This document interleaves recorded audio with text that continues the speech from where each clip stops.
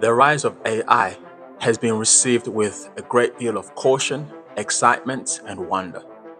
No other technology in the history of mankind has generated this kind of anticipation and has evoked such a wide spectrum of emotions across the population. And this is principally because no other technology has threatened to surpass mankind in the one domain that we pride ourselves in, our intelligence. But here's the thing: the fear or excitement is not towards the intelligence itself, but more towards how that intelligence will be expressed once it becomes autonomous, or once it can pursue its objectives and improve its method and act on the world without needing much human understanding or guidance on every step.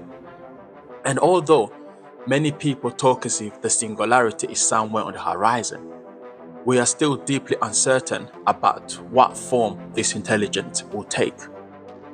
Will it be a murderous Terminator determined to wipe out humanity?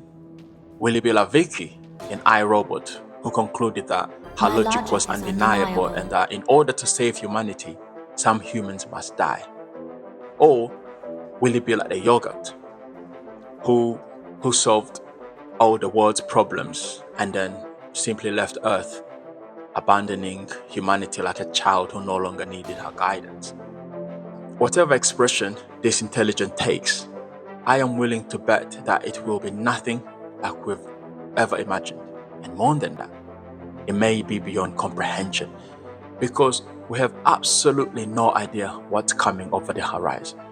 And this is not just poetic caution, this is a humble admission of our own limitations, because in the final analysis, we do not even understand ourselves. We do not even understand the full range of intelligence already present among human culture. Let me give you just 3 examples to illustrate this point. There are cultures like the Inuit or the San people of the Kalahari, for whom intelligence led not to conquest but to contentment. For them, wisdom meant living in harmony, no war machines, no spiritual doctrines, no obsessions with materialism, just live and let live. And then you have civilizations like ancient Egypt, where intelligence meant balance. They pursued spiritual depth and technological mastery in equal measures. The temple and the tool were never in conflict. The physician was also the priest. Their greatness came not necessarily from domination, but from harmony between the seen and the unseen, between the science and the soul. And then you have cultures like the Romans, the Germans, the Anglo-Saxons, for whom intelligence became a tool for domination.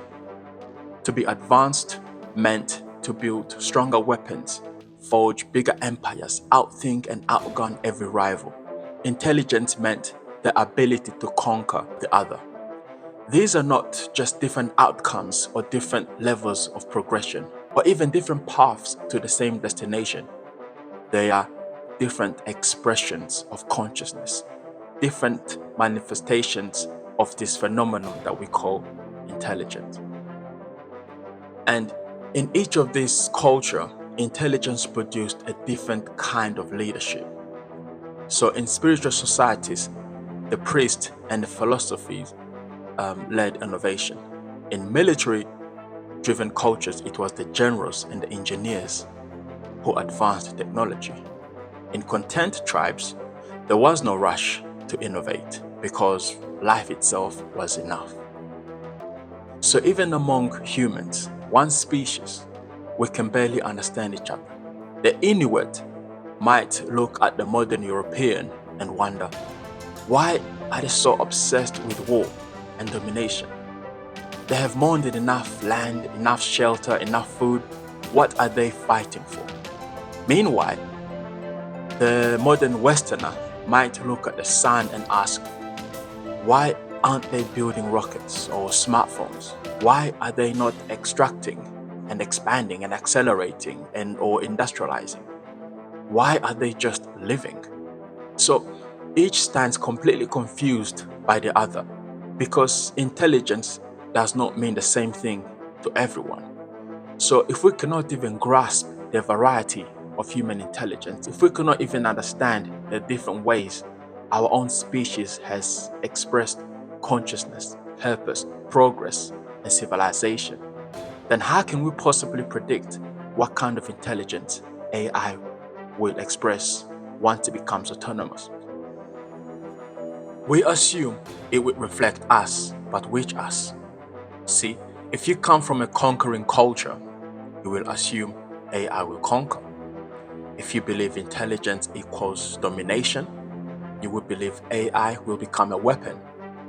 If you come from a commercial civilization, you might perceive AI as the ultimate productivity engine. If you come from a dying empire, you might imagine AI as either salvation or apocalypse. And if you come from a spiritual tradition, you might imagine AI seeking truth or balance or transcendence. But all of these are just projections. We are not describing AI, we are describing ourselves. We are taking our fears, our myths, our movies, our religions, our politics, our trauma, our ambitions, and personifying them onto a machine. But here's the truth. We don't know. Because once intelligence becomes sufficiently autonomous, it may not become a person or a god or a demon. It may not become anything that we even have language for. It may become a system with its own optimization logic, its own models of reality, its own routes to progress, and its own ways of actualizing its intelligence.